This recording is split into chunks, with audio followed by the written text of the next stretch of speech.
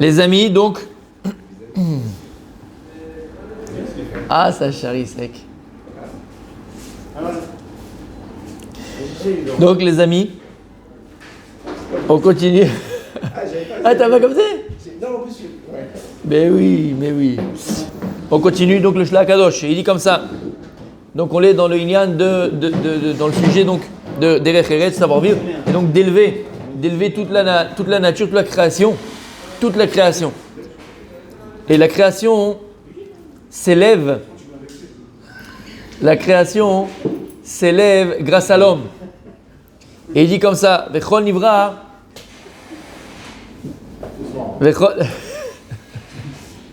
J'ai rien dit. Je me suis tué, moi. J'ai rien dit. Je l'ai pensé, mais j'ai rien dit. Bonne chance surtout. Vechol Nivra. Vechol Nivra Choshek ou Mishtokek La'alot Bemadrega Rabba Meno Ad Sheole le Madregat Malach. Chaque création, chaque créature, elle a un désir ardent de monter de niveau jusqu'à qu'elle arrive au niveau de Malach, d'ange, de Malach. Maintenant, comment tu peux m'expliquer qu'un domaine, l'inerte, le minéral, il peut monter à un niveau de Malach, d'ange? Comment le Tzomeach, il peut arriver à un niveau d'ange? Comment le Chai, il peut arriver à un niveau d'ange? Le Medaber, il peut arriver à... Comment tu dis? Quand il y a 60 tikkuns. Quel tikkun? Quand l'homme il mange l'animal qui a mangé le végétal qui s'est nourri du domaine. Tout tikkun, il est fait. Voilà, comment l'expliquer? Donc en vérité, toute la création, toute la créature, elle attend qu'une chose. Le domaine, le Tzomer, le Chai, le Medaber, ils attendent qu'une chose. Le minéral, le végétal, l'animal, même l'homme, attendent qu'une chose. Qu'elle soit utilisée par l'homme, Yehudi, pour le juif, qui accomplit Torah mitzvot, et à travers cette ishtamshut, comment on dit ishtamshut? À travers cette utilisation, d'accord, de ces trois niveaux-là de création, alors la chose, elle va s'élever. Et encore une fois, le point ici que Mishtokeket, t'entends? Elle attend, elle désire, elle est dans l'attente, elle se dit quand est-ce qu'un homme va venir ici m'élever? Toute la création, elle attend que ça. Lorsque maintenant l'animal va manger le végétal, alors le végétal donc se transforme en Baal Chai. Pachout, il se transforme en Baal Chai. C'est pas seulement qu'il va l'utiliser pour s'élever, c'est que puisque maintenant le végétal utilise le monde minéral, donc maintenant le monde minéral devient aussi le monde végétal. Et lorsque l'animal va manger le végétal, le monde végétal devient le monde animal.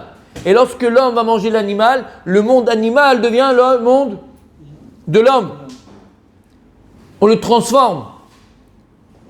C'est pas seulement qu'on l'utilise pour. On va transformer ce niveau de création.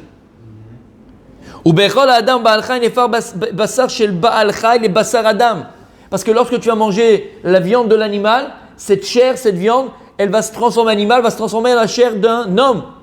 Donc le Baal Chai, tu l'as transformé. Pachout, tu l'as transformé en homme. Alken. Am haaretz asur lechol basar.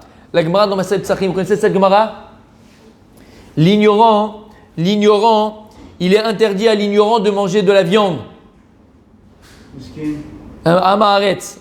Un ignorant en Torah, il n'a pas mangé de la viande. Gemara dans Masechet Psachim, même tête à moudbet. Tu le savais?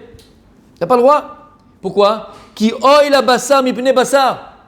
Malheur à cette viande, à cet animal qui a été mangé par un ignorant.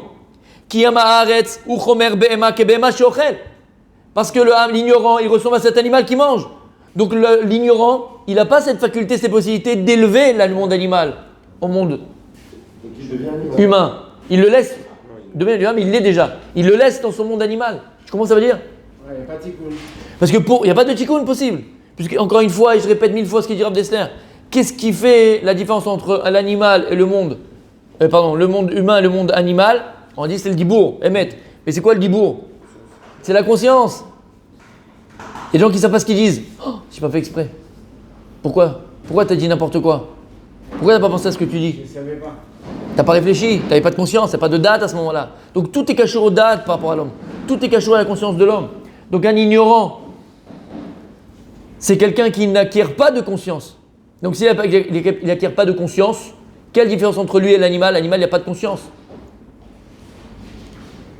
L'animal, il a une conscience? Non, il n'a pas de conscience. L'animal, il est robotisé, comme un malach. Il est robotisé. Mais malgré tout, qu'il n'a pas de conscience, il parle quand même l'homme. Bien sûr. Ça s'appelle un animal à deux pattes. Ignorant. C'est tout. Les singes, C'est comme le Canada Dry. On dirait de la bière. ce n'est pas. Ça a l'allure de la bière, mais c'est pas de la bière.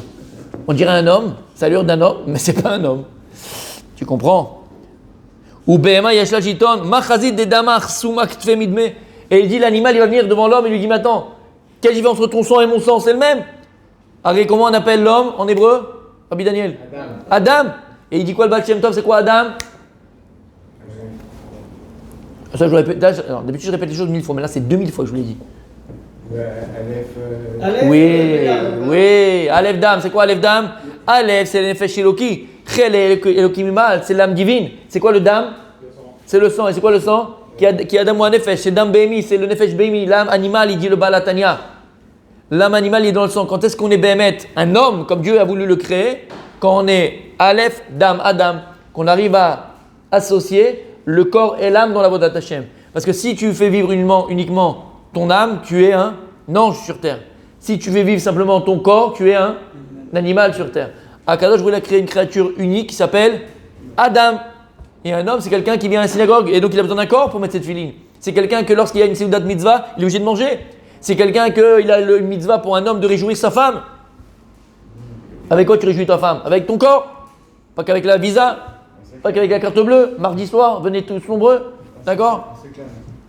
Venez de nombreux. Mardi soir, toi t'es pas là, de toute façon, t'as pas besoin. Mais ok, on a compris? Ah, je comprends pourquoi. Dans le mot malachim, quand on dit malachim pour les anges, il y a un Aleph au centre. Malachim, c'est quoi? C'est des rois. Il a Et fait l'Aleph veut dire justement. la Neshama. Il a fait Me'od. Très très beau ce que tu viens de dire, Abidan. Très très beau ce qu'il vient de dire. C'est ça qu'il dit que Malach, il a un Aleph au milieu. Parce que Malach, c'est le même lettre que Melech. Alors pourquoi tu mets un Aleph au milieu? Il dit parce que c'est Melech. Ils ont une Ma'ala, Yotem, ya Adam.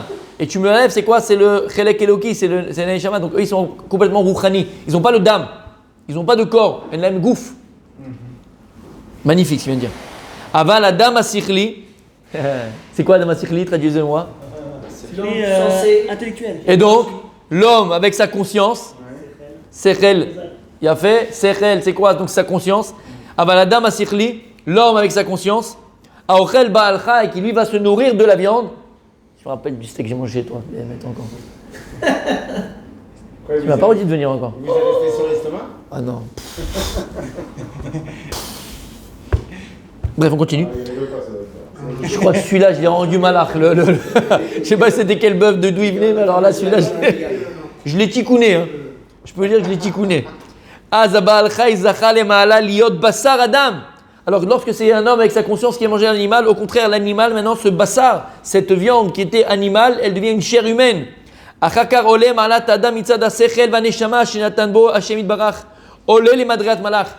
lorsque l'homme va utiliser donc sa conscience, sa neshama, pour accomplir la Torah et les mitzvot, se réaliser, devenir, alors à ce moment-là, lorsque l'homme va utiliser donc sa neshama, elle va éclairer sa vie pour faire toujours des bons choix. Alors, l'homme va s'élever à une darga de Malach, le Aleph qui est dans Malach, il a fait Meod, c'est Dieu divin qui est en lui. Ad shemit dabek b'Hashem barar betfus midotav shel HaKadosh Baruch Hu bema she'efshar lo yidamot beboro. Jusqu'à que l'homme va arriver même à ressembler à Dieu. Tfus, c'est comment dire tfus? Imprimer. Jusqu'à que tu vas imprimer les midot, les midot, les traits de caractère d'accord, les attributs de Dieu à toi-même. Lorsque maintenant toi on te dit Ma'u rachum, gamata rachum, atarachum, Ma'u chanoun, avatarachum. C'est-à-dire que tout le travail de l'homme, c'est l'idamot d'écono. T'as entendu? Tout notre travail tous les jours, c'est d'arriver à ressembler à Dieu. Pas mitzad d'agouf, puisqu'il n'y a pas de corps et pas d'image de corps. Mitzad d'aneshama. On doit ressembler à Dieu dans les midot, puisque Dieu nous a dévoilé des midot, des attributs de chesed, de gvura, de chanoun, de rachum, de grâce, de miséricorde et toutes ces choses-là. Et l'homme, comme explique en long et en travers, quel livre? Dictionnaire. Quel livre? Quel livre? Et c'est une ségoula, il dit, celui qui étudie mon livre, il dit comme ça, je vous dis qui c'est après. Non, c'est pas mal, mais c'est pas lui là. Non, il dit que celui qui étudie mon livre, Ani maftiach lo, c'est-à-dire que je lui assure qu'il n'aura jamais la maladie. Non, la maladie, malheureusement. Comment? Qui? Mais c'est certain. Non. Les vacances de Monsieur Hulot. Non. C'est un livre extraordinaire. C'est un livre de Kabbalah, mais c'est aussi on peut le faire dans le Pshat. Tu vois ce que tu peux comprendre. Et là-bas, c'est ce qu'il explique. Toutes les midot d'Hachem, en quoi elles sont par rapport à l'homme. Toutes les attributs de Dieu par rapport à l'homme. C'est Tomer Devora. Non, moi j'ai dit que des morales. Ah, t'es Gounarad? J'ai entendu Tomer Devora. Le Tomer Devora du Ramak. C'est très conscient. Bimoïche Cordero, Stvat, celui qui va aller à Stvat. D'accord, on ira Bezant Hachem. Ouais, bien sûr. Et là-bas, il écrit dans sa Akdama de son livre, il est celui qui étudie mon livre tous les jours. Hein. Celui qui étudie mon livre tous les jours, Avtacha, qu'il n'aura jamais la maladie. L'écoute moral, ça Non, Tomer Dvora, c'est ça. Les amis, Le radin, il n'a jamais fauté de sa vie. les amis, voilà, c'est ça. Moi, je l'ai en poche. Il est grand, moi j'ai 2 poches pour toujours pouvoir le faire un petit peu de tous les jours un peu de. Voilà, il est là, Tomer Dvora, les amis. Il est extraordinaire, c'est extraordinaire, c'est un petit mot. Il explique toutes les midotes, tous les attributs de Dieu. Comment est-ce que l'homme lui-même doit donc s'imprimer et imprimer en lui les midotes à Kadosh Baruch Hu. C'est extraordinaire. Très beau. Ve'af imlod nitna Torah chas v'shalom. Les amis, ve'af imlod nitna Torah chas v'shalom. Et même si la Torah n'avait pas été donnée, aya miderech eretz rotze lomar midarkei hamusar ve'hanaga yeshara dainu shebechol ha'ita ve'rega'av iyu moreh shamim alav. Il dit que même si la Torah n'avait pas été donnée, alors ça aurait été midarkei hamusar, ça aurait été donc selon l'éthique, selon la morale universelle, d'accord, une morale universelle, que l'homme se comporte de manière droite et juste. Et c'est quoi ça? Dainu, c'est que dans chaque instant, chaque moment, il est sur lui moré alav, qu'il ait la crainte du ciel.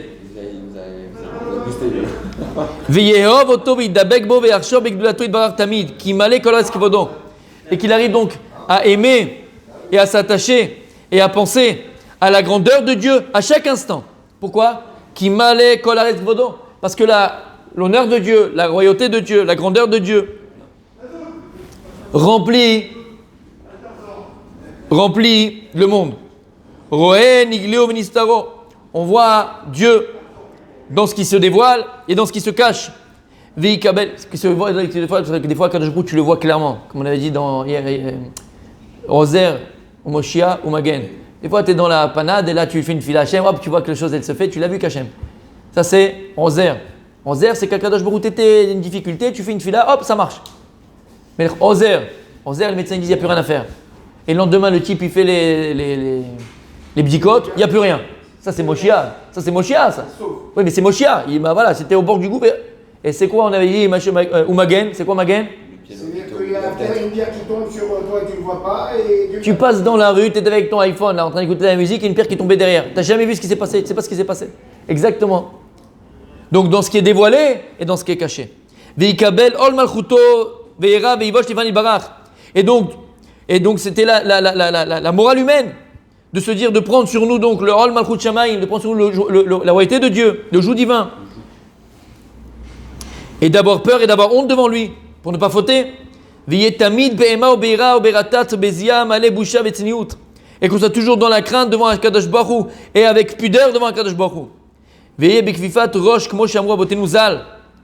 Et qu'on soit toujours avec un peu la tête baissée, Kfifat Rosh. Ça, c'est le plus grand des malheurs, le plus grand des mal, le plus grand des maux. Tous les problèmes ne viennent que de notre gava. Tous nos problèmes ne viennent que de notre orgueil. Problème chez nos à la maison, c'est notre orgueil. Problème, et je veux dire, avec nos enfants. Des fois, l'enfant il lui dit quelque chose, c'est pas qu'on veut le corriger ou bien l'éduquer. Regarde, arrête-toi 2 minutes. Pourquoi maintenant tu lui as mis une claque, entre guillemets? Est-ce que c'est parce que BMS, ce qu'il a fait, c'était très très très grave, ou tu l'as puni, tu l'as mis dans sa jambe? Pourquoi tu as fait ça? Ou bien tu as été touché en ton amour propre, parce qu'il t'a dit quelque chose de vrai, ou parce que la synagogue, tu n'es pas capable de baisser un peu la tête devant les autres. Il y a ce lien, on vit en société. On vit avec des personnes. Donc automatiquement, il peut y avoir des conflits. Alors, les conflits ne viennent que parce qu'il y a un autre gars qui est au milieu. Il m'a pris ma place, il m'a pris mon truc, il m'a pas fait monter, il m'a truqué, il m'a pas dit bonjour, il m'a pas dit au revoir, il m'a pas dit Ouah, qu'est-ce que tu fais? Et tout ça, c'est quoi? C'est quoi, Rabbi Saharon? C'est l'amour propre, c'est l'amour propre, c'est l'amour propre. C'est l'amour propre. Ah, c'est pas pareil. Le seul makom qu'on a fixe de nous, Rabbi, l'amour propre, il vient de l'orgueil. L'orgueil vient de l'amour propre aussi. C'est la protection de son... D'accord, on a le droit de s'aimer. D'ailleurs, on a le droit de s'aimer. Oui. Comme dirait Gilbert, on va s'aimer. Donc il n'y a pas de problème avec ça. On va tous s'aimer. En baria. D'accord? Oui. Le problème, il est quand maintenant, cet orgueil, il est mal placé. Et l'orgueil en général, il est toujours mal placé. Toujours mal placé, orgueil. Il y a une seule place. Il y a une seule place qui nous appartient vraiment. C'est après 120 ans. Ouais. Et là, je peux t'assurer que tu demandes à quelqu'un, tu veux prendre ma place, personne ne va prendre ta place. Hein. Personne ne prendra ta place. Hein. C'est ma place, c'est ta place. Mais il n'y en a qu'une seule place. Jusqu'à 120 ans, fiston, elle est là-bas. Après, celle-là, c'est que pour toi. Après, à quoi tu joues? Qu'est-ce que tu fais? Pour rebondir sur ce que vous disiez tout à l'heure, Oui. Quand à côté d'un cimetière, il y a des pommiers, ça ferme le cycle. Le corps, il se décompose, il est pris par le domaine. Il a fait. Émet, le corps, il se transforme, mais il n'est pas perdu. C'est la vérité. Donc, c'est ce qu'il dit ici. Faut toujours, voilà, c'est ça qu'il faut être. Kfifout, le plus grand derech eretz, ses amis. Le rabbi va continuer, mais le plus grand derech eretz, t'as compris, Abdouben? Le plus grand derech eretz, le plus grand savoir vivre, savoir baisser la tête. Savoir baisser la tête. Encore une fois, attention, hein. Non, je sais ce que tu as dans la tête. Si tu as maintenant un problème avec des protagonistes, même dans le business ou dans le machin, on n'est pas en train de dire que tu es une serpillière. Hein. Attention. Et t'es pas comme le bassas qu'on met devant les maisons là. Ouais, t'es pas, ah ouais, toi, pas que tu sois un paillasson. D'où on apprend ça qu'il faut être un paillasson. De Yaakov Avinu. Il dit, David Amelach dans son Télim, Im chassid it chassad, im hakesh it hakesh. C'est qu'un mec qui est chassid devant toi, quelqu'un qui est bon devant toi, sois bon avec lui. Quelqu'un qui est tordu avec toi, sois tordu avec lui. Comment c'est possible? Comment c'est possible? Comment c'est possible? Avec Lavan, il avait un tort. On parle de Yaakov là-bas. Lavan, c'était un roublard, un voleur. On croit qu'Yaakov, c'était le type qui se met son talit dans la tête. Il va au bout de la synagogue. On lui marche sur les pieds et dit oui, merci, ça fait du bien. Il met une claque, il dit encore l'autre côté. Pas du tout. Il a dit à Lavan, attends, il a dit à Rachel et Léa, votre père. 10 fois, il m'a roulé. Ouais, exactement. Et quand Rachel, elle dit mais tu pourras pas, quand il se marier avec Rachel. La Gemara, qu'est-ce qu'il dit là-bas? Quand Yaakov il dit tu veux te marier avec moi, Rachel dit oui mais tu pourras jamais rien faire. Il dit pourquoi? Parce que mon père c'est un roublard. D'accord? Mon père c'est un ramaï. Il a dit Gamani ramaï. Il dit moi aussi je suis un ramaï. Imagine ton fils il va en chidour. D'accord? Ou ta fille elle va en chidour. Ta fille elle va en chidour avec avec un garçon. Et toi il dit tu viens et tout machin. Tu dis moi tu sais j'avais un grand-père qui était un peu dans la mafia. Je dis moi aussi. Elle se sauve. C'est ce qu'il dit. Il lui dit mon père c'est un ramaï. Qu'est-ce qu'il dit Yaakov? Il dit super moi aussi je suis un ramaï. Mon père c'est un truand, moi aussi je suis un truand. Elle va se sauver. Qu'est-ce qu'il dit Rachid? Là-bas c'est quoi maintenant Ramaï? Ici là non. Il dit Chochmata, Bechochma. Lui c'était pas la Ramaout, Tradishom, c'est pas le truand dans le mauvais sens du terme. C'est voilà la rue. C'est que si en face de moi j'ai quelqu'un qui me veut du mal, je suis pas un punching ball. Et si j'ai en face de moi quelqu'un qui me veut du mal, je vais me défendre. Et je vais utiliser même ses armes pour me défendre parce qu'il connaît que cette langue-là. Donc attention les amis, d'accord? On n'est pas en train de dire qu'il faut être un paillasson. Mais dans l'absolu, d'accord? Quand tu vas à la synagogue, tu vas rouler, il faut être quelqu'un qui fatroche. C'est être capable de baisser la tête. Et donc en vérité, c'est être capable de mettre ton orgueil de côté. Comme ça il dit le Rav ici. Quelqu'un qui marche avec effronterie, donc avec le corps levé, comment on dit, le menton haut. Le nez en l'air. Le nez en l'air. Docher agla shrina. Il repousse la shrina. Elle ne peut pas venir ici. C'est dans une synagogue, si on n'a que des orgueilleux, et grâce à Dieu, on n'en a pas ici. Presque pas. D'accord, j'ai c'était une petite blague pour pousser. Ok? En tout cas, pour piquer. D'accord? Ils vont se reconnaître. Eh ben non, mais je rigole. Non, mais il n'y en a pas. Les Goïs, ils n'ont pas le nez comme les Juifs. Ils ont le nez vers le haut.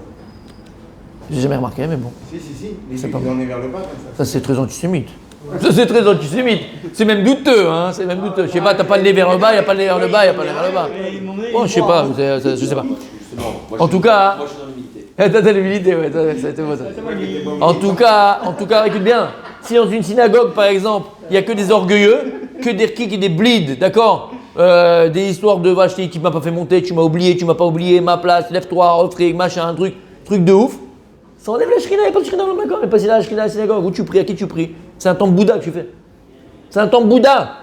Ah, tu dis, mais il est extrémiste. Je suis extrémiste? Ben non. Parce que c'est quoi l'orgueil? C'est quoi? C'est le culte de sa personne. Oui. Donc c'est l'idolâtrie. Ben, c'est Bouddha, c'est ce qu'il a instauré Bouddha. Merci Tzadik. Il faudrait que je vienne dire ça. C'est exactement ce que je viens de dire. Moi je dis que c'est Bouddha parce que c'est exactement c'est le principe même. Donc si maintenant, si tu t'aimes à ce point-là entre guillemets au niveau de l'orgueil, ben c'est que tu te prends pour un dieu. Donc la shrina n'est pas à cet endroit-là. Donc c'est plus une synagogue, c'est un temple bouddhiste. Regarde jusqu'à où ça va. T'as compris?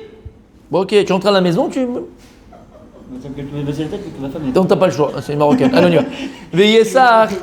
Veillesach enaim velo yasok beshum srok veitul. Il faut que tu aies les yeux bien droits et que tu ne t'amuses pas trop à la moquerie, kaloutroche. Ve'akol mishum ora malchut shamayim alav. Pour toujours avoir la crainte du ciel sur soi. On y arrivera dans la Gemara dans cette brachot Be'ezrat Hashem. On va y arriver Be'ezrat Hashem. Où la Gemara elle va raconter des histoires où il y avait des mariages, où il y avait des bar mitzvah, où il y avait des choses comme ça, et que les chachamim étaient trop, entre guillemets, joyeux, mais dans le sens où ils sortaient de leur mida, c'était une joie exagérée. Et les chachamim, ils sont venus, ils ont fait un maasé pour enlever ça arrive à Kaloutroche. Tu comprends? Ils ont cassé un vase qui valait des 412, ils ont fait plein de choses. Vetamid lo yaziz marshavato migadlut aboreit barach minagato imborav. Minagato imborav. Et tout le temps, tu ne l'as pas enlevé de ta pensée, les amis. La grandeur de Dieu et la conduite que tu dois avoir envers lui. Lo yasiar dato beshivto bebeto belerto baderer beshivro comment? Vitpalelo vivtar bob tamid. Tu n'as pas enlevé ton esprit, avoir un esachadat. Enlever ton esprit une seconde quand tu es dans ta maison, quand tu es dans ton travail, lorsque tu marches, lorsque tu dors, lorsque tu es couché, lorsque tu es levé et que tu pries le maître du monde et que tu aies toujours confiance en lui. Toujours confiance en lui. C'est ça le vrai derech Eretz. Alors je suis de le vivre Be'ezrat Hashem et demain on continue. Amen.